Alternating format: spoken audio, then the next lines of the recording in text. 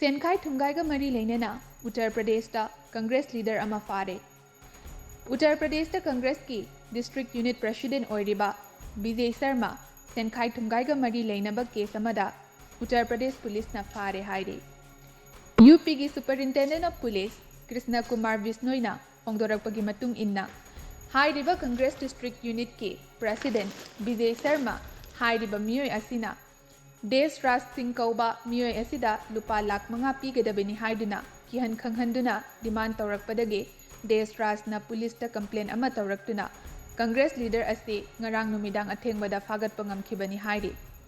Thaudog asida Congress leader asiga loinana Subhash Sharma amade Sudhir Sharma Kauba miyoi ani asisu demand tawba asida chenai haiduna makhoi anisu athubada police na fanaba hotnari haina Superintendent of Police Krishna Kumar Bisnoy na makata na phongdokhe.